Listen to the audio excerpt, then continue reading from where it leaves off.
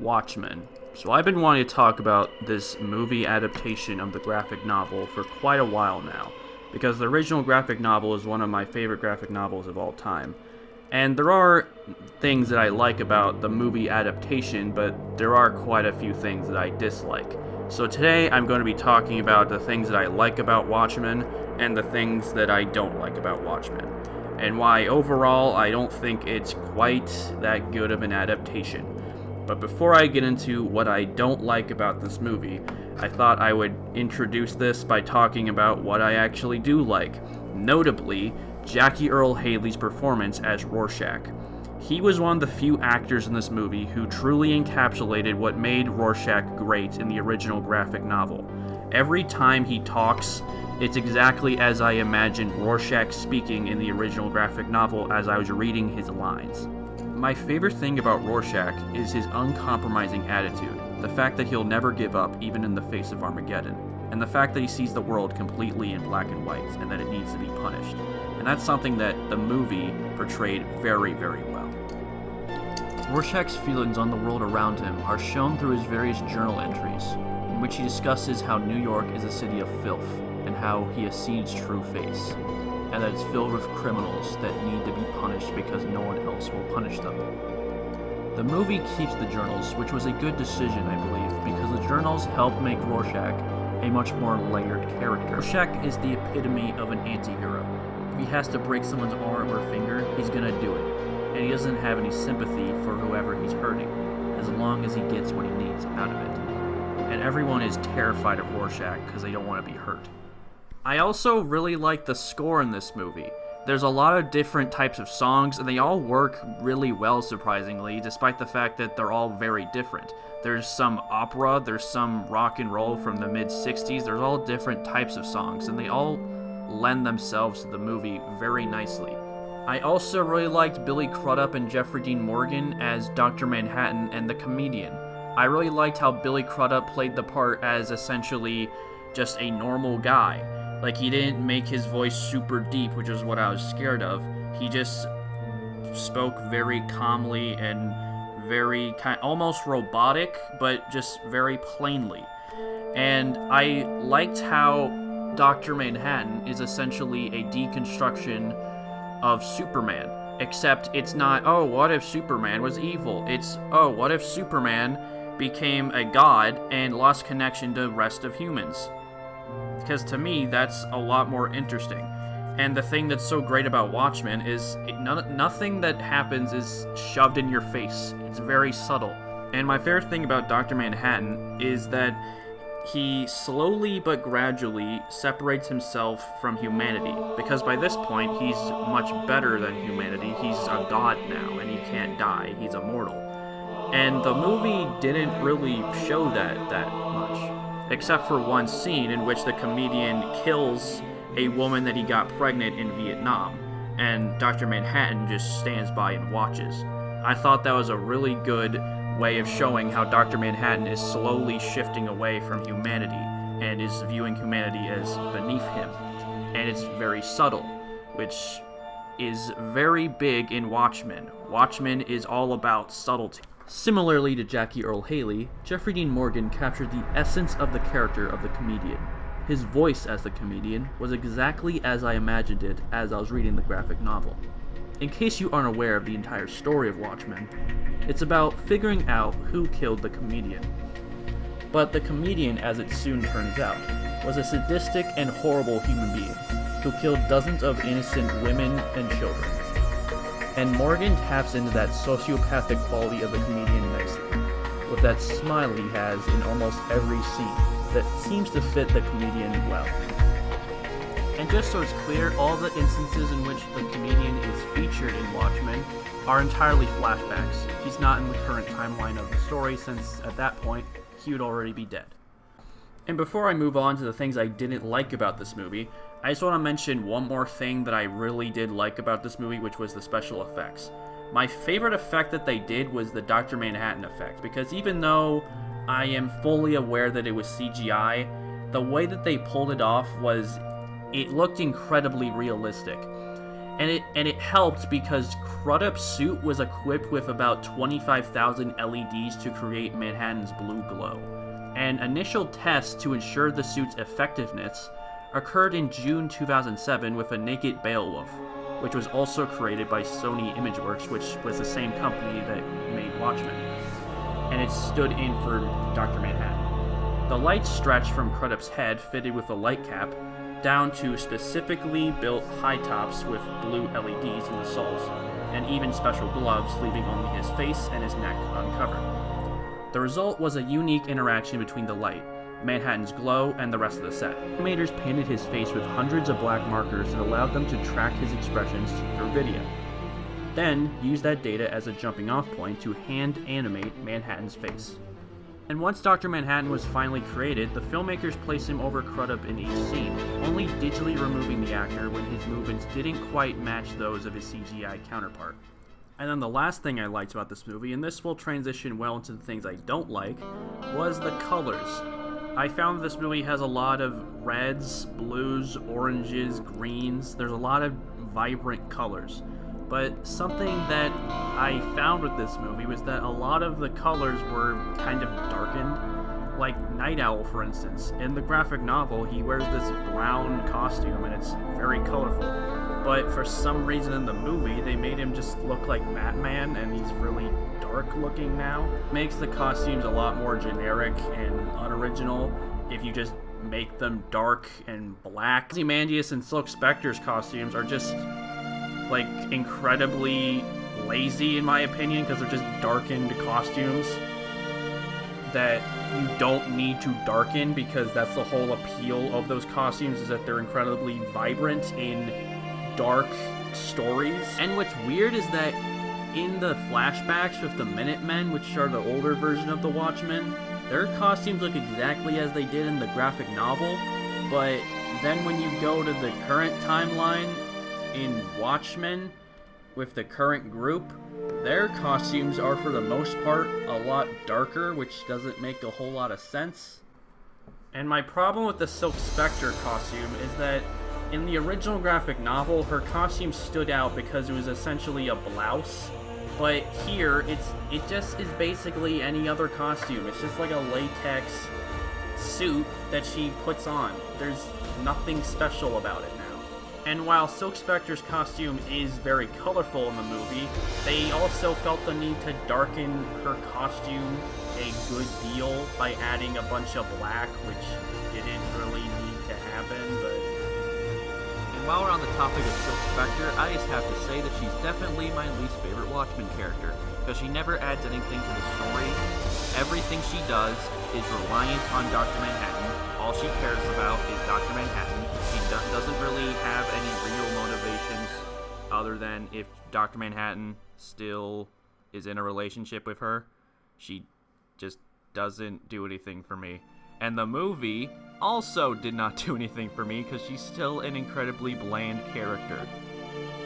And also, Ozymandias' costume is supposed to be reminiscent of Alexander the Great's armor, but in this, it just seems like a cheap knockoff of Batman and Robin costumes.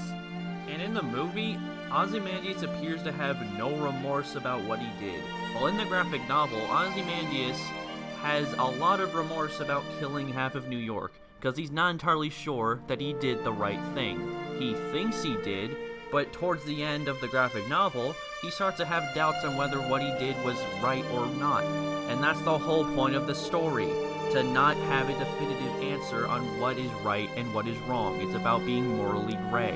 And that's what Watchmen the movie sorely lacks, because Ozymandias in this movie is just kind of like, yeah, I killed a bunch of people. He just doesn't care. And while I'm thinking of it, the makeup to make people look older in this movie on a lot of the older characters, specifically Silk Spectre and Richard Nixon, looked extremely unconvincing. At no point did I think that any of these characters were old.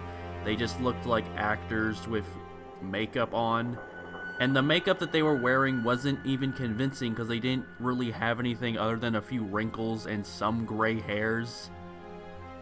it just didn't look good. At that point, just cast older actors to play those parts. Don't put in tons of makeup if it's not even gonna look convincing. Now let's get to talking about the things that really made me not like this movie that much, and why, in my opinion, it's not that good of an adaptation of Watchmen.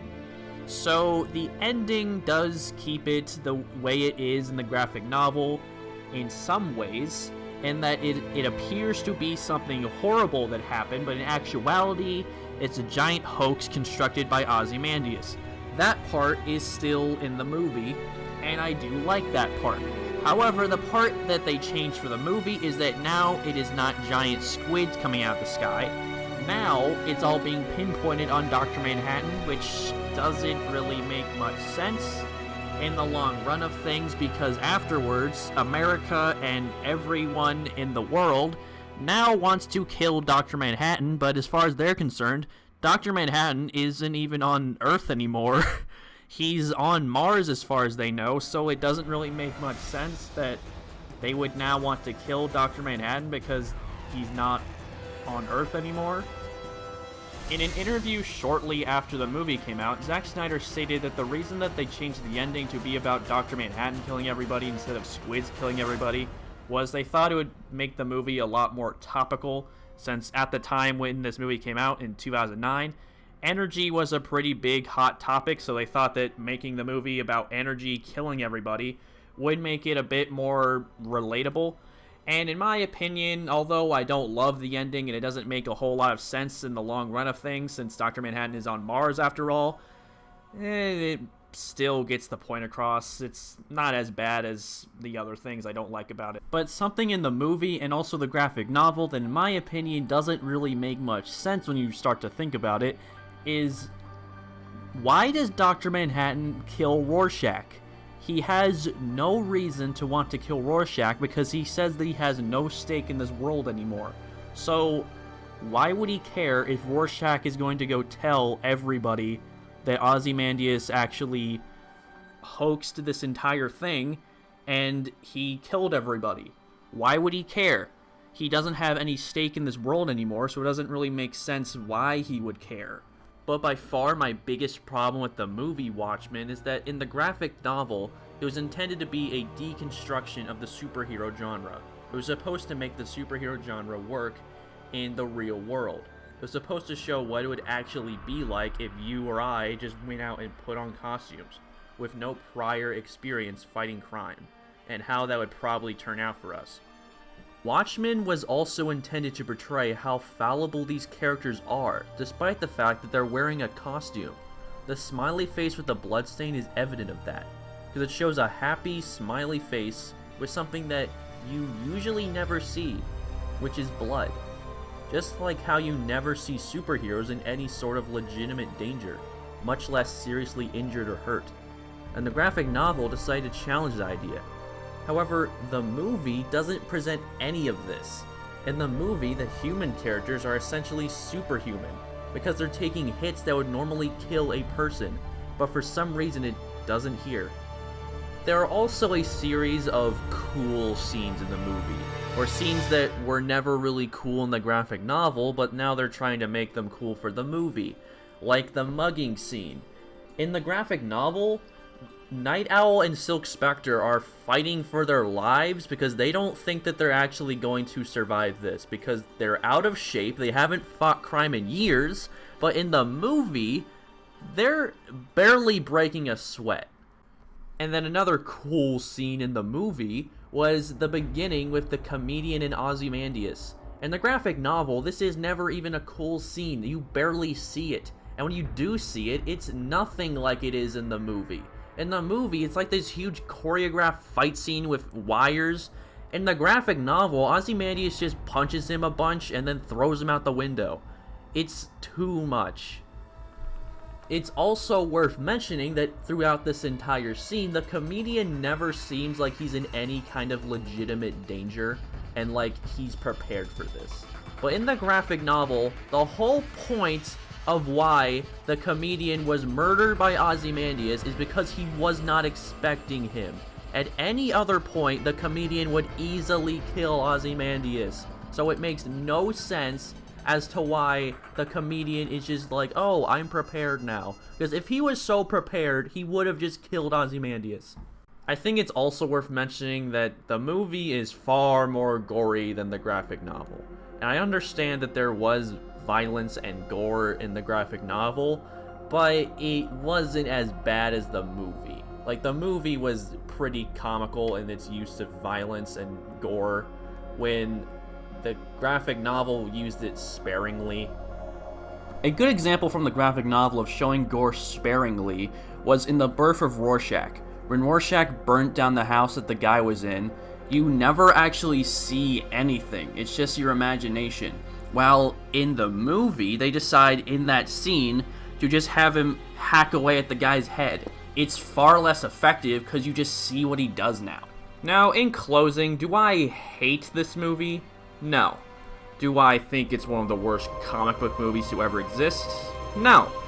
There are definitely aspects of this movie that were not handled well, but there were a fair amount of things in this movie that I did like. For instance, Rorschach, the comedian, and Dr. Manhattan, as well as a lot of the effects. They all were handled very well. But in my opinion, the big problem with this movie was that the creators just did not really understand the whole point of the source material, and a lot of the movie just didn't really have a deeper meaning. It was very surface level. That, personally, is my biggest problem with it. However, if you do love this movie, then that's great. More power to you. In my opinion, this is just a movie that is severely flawed, but I don't hate it by any means, because I know that this movie is way better in terms of quality than, say, Daredevil or Elektra, because this movie's actually trying to show a good narrative, while those movies were not. So then my final grade for Watchmen will probably end up being a C+. It's not terrible, it's just incredibly mediocre in my eyes. But if you want to see a much better Watchmen adaptation, then I would highly suggest checking out the HBO series of Watchmen. Because unlike the movie, it's not a reinterpretation of the graphic novel where it tries to recreate scenes from the graphic novel. It's just a sequel, but it's in the same universe as the graphic novel. So that was the video. I hope you guys enjoyed it. It was very fun to make this. I hope to make more analysis type videos like this in the future. And if you guys enjoyed this, then please press the like button, subscribe, and